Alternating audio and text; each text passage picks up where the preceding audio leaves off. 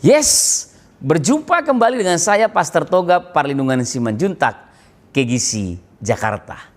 Bulan November tahun 2020 ini kita bicara tentang developing, mentoring, and fathering. Perlu kita semua ketahui bahwa keyword daripada mentoring adalah memberdayakan.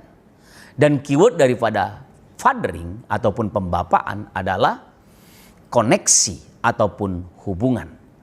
Kasih nanti pada akhirnya. Nah, dan di sesi ini saya akan bicara tentang Bapak Penyembuh. Berapa banyak di antara kita juga yang tahu bahwa seorang Bapak adalah fondasi, seorang Bapak adalah sumber, seorang Bapak memang kadang-kadang tidak perlu kelihatan. Yang penting keluarga, anak dan istri seisi rumahnya boleh terlihat oleh dunia ini. Seorang bapak tidak perlu terkenal, tapi seorang bapak adalah sumber bagi kehidupan keluarga, anak-anak, dan rumah tangga. Nah, dari bapak dapat datang kehancuran, namun dari bapak pula dapat datang kesembuhan. Dan itu sebabnya saya katakan Bapak Penyembuh. 3 hal yang dapat dilakukan seorang bapak sebagai penyembuh. Yang pertama adalah menyembuhkan keluarga dan anak dari konsekuensi ketiadaan Bapak.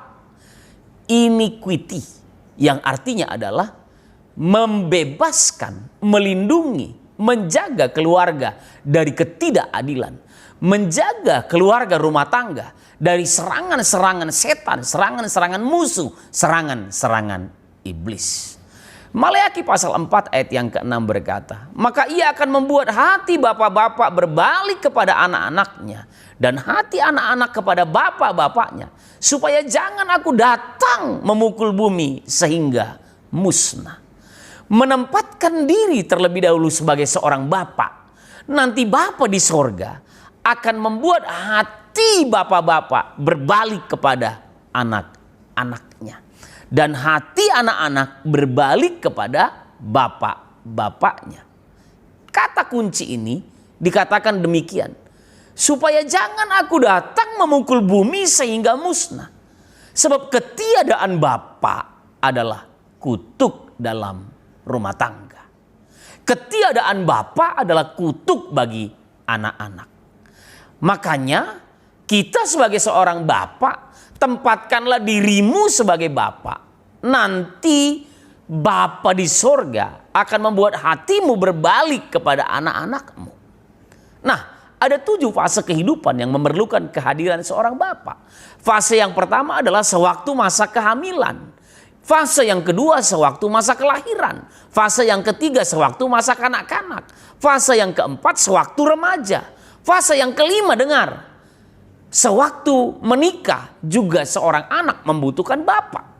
Sewaktu masa pensiun juga seorang anak yang masuk masa pensiun membutuhkan bapak. Sewaktu masa tua juga seorang anak yang sudah tua membutuhkan kehadiran seorang bapak. Jadi fathering itu terjadi sejak kelahiran, sejak dalam kandungan sampai masa tua. Bisa mengerti sampai di sini? Jadi, hal yang pertama yang bisa dilakukan seorang bapak, menyembuhkan keluarga dan anak dari konsekuensi ketiadaan bapak itu sendiri. Hal yang kedua yang dapat dilakukan seorang bapak sebagai penyembuh, menyembuhkan keluarga dan anak dari dosa. Dengan cepat saya ada 3 jenis dosa. Yang pertama adalah dosa asal, dosa Adam dan dosa Hawa, dosa keturunan. Lalu yang kedua adalah dosa pelanggaran. Apa itu dosa pelanggaran? Tidak mentaati Tuhan. Tidak setuju dengan firman Tuhan. Mendengar firman namun tidak melakukan. Melanggar perintah-perintah Tuhan. Yang ketiga adalah dosa kecenderungan. Yang akhirnya dosa-dosa yang kita lakukan menjadi kebiasaan, kecenderungan. Selalu kita lakukan, jatuh dalam dosa-dosa yang sama. Nah, pemulihan yang bisa dilakukan seorang bapak terhadap menyembuhkan keluarga dari dosa adalah mengakui dan meminta pengampunan, keterbukaan dan melepaskan pengampunan. Dalam Yakobus pasal yang kelima ayat yang ke-16, firman Allah berkata, hendaklah kamu saling mengaku dosamu dan saling mendoakan supaya kamu sembuh. Mengakui dan mengampuni dan mendoakan. Dimulai dari keterbukaan dan melepaskan pengampunan dan juga menerima pengampunan. Sehingga kita saling mendoakan, kita sembuh bukan hanya dari sakit penyakit, tapi kita sembuh dari dosa-dosa yang pernah ada dalam kehidupan kita. Karakter kita mengalami perubahan dan Tuhan disenangkan. Hal yang ketiga yang dapat dilakukan seorang bapak sebagai penyembuh, menyembuhkan keluarga dari akibat dosa bapak. Fathering.